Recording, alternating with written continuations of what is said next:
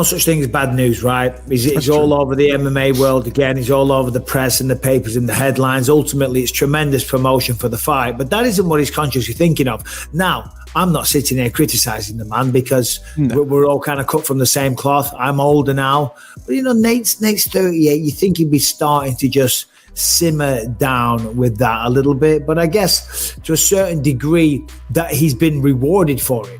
So like when I was younger, I was always getting into trouble with the police. I was always getting into fights and stuff, and I would essentially just get away with it, and no one really told me otherwise. And so and then also I made a lot of friends through it, and I became popular through it. So I was being, again, rewarded for that behavior. And until it really bites you in the ass, you're not going to learn that lesson. For me, that was going to prison. For Nate, that might be someone sticking a knife in him as he's walking down the street. I hope that never happens, of course, but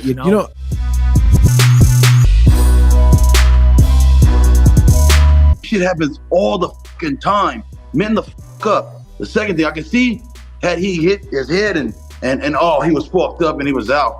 Like, bro, I even asked the ref, I asked Keith Peterson, I asked him, like, so what if he'd have put me in that triangle he was trying to put me in and he finished me?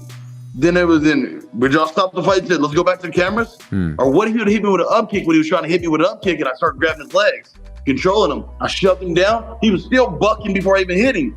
That's when I hit his ass. It wasn't like he was like getting out of it. No, I saw his eyes, bro. And then I chucked his shit by, bow! And I saw him start leaving. That's when I started seeing him leave. Before that, he was well aware of what the fuck was going on.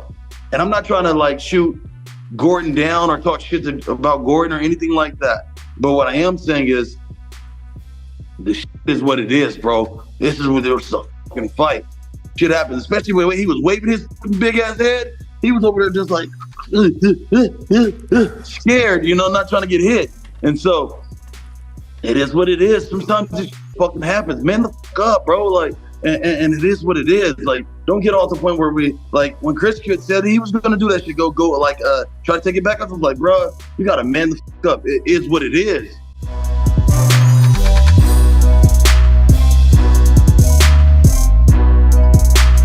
Yeah, he's lying. I never turned down that fight. Actually, in fact, he is who turned down the fight. Really? Yes. I always, I have always been negotiating that fight. For 3 or 4 days, I was negotiating with UFC. I never turned down the fight. I was actually very happy with that fight. I told you the history. And by the way, Jan Blachowicz, he posted on Twitter and he say that on his Twitter. I think he's still there. He say, I accept that fight 3 days ago and Paulo beat him. And now Paulo won the fight and I declined. He posted that.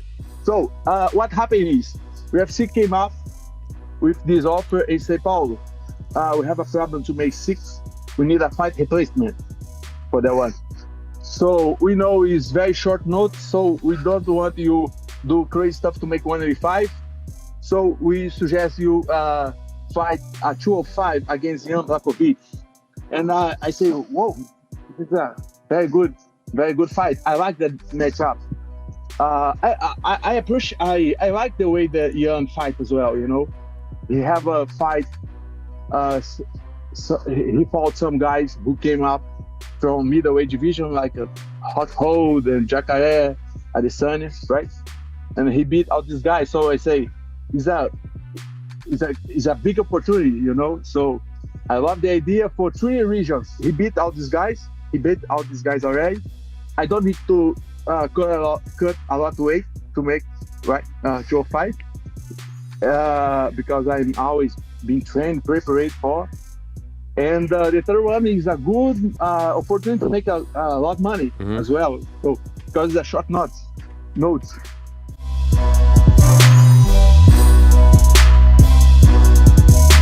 And it might be the last fight ever for Demetrious Johnson. And it could be my black ass last fight forever. We'll see.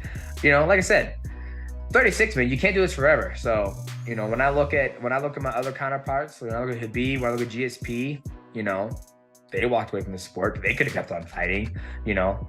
I mean, and that's the thing too. Like, it doesn't have to be on top. Like, I'm at a point in my career where I'm satisfied. Like, I can truly say, like, I'm truly satisfied. I still train my ass off. I still fight.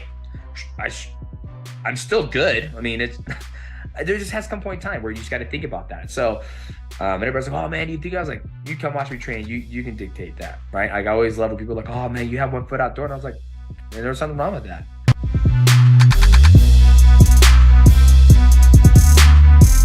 You already know, man, your boy locked in. May 20th. May 20th, we locked in, man. We finally got a fight. It took a minute, but we finally got somebody to say yeah. He didn't want to say yeah, but the UFC said, hey, look here, you gonna fight this motherfucker, get cut. So he's like, nigga, shit, might as well make my last check. He said, might as well make my last check. So we got Andre Fillaho. All right, y'all, man, we about to pull out. Everybody that came in, I appreciate y'all. Remember, May 20th, I'm fighting Andre. It's gonna be at the Apex. The card is small as a motherfucker. Ain't got no heavy hitters. So y'all know I'm gonna show out for y'all. A lot of the Apex fights ain't really been jumping off like that. So I'm bringing that fire back to the Apex. The Apex Predator coming back to the house, all right? So make sure y'all check me out May 20th.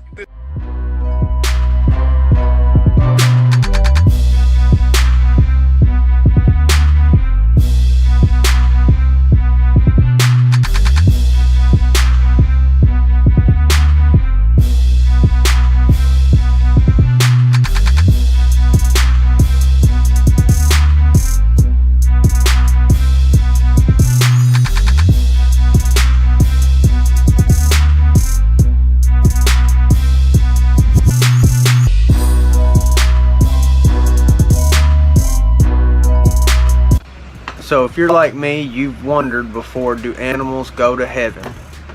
Well, I think I found the answer today. I kind of looked into it, okay? And my internet research led me to Psalms 36, verse 6. And I'm also going to read 5 and 6, okay? It says, Thy mercy, O Lord, is in the heavens, and thy faithfulness reacheth into the clouds. Thy righteousness is like the great mountains, thy judgments are a great deep. O Lord, thou preservest man and beast.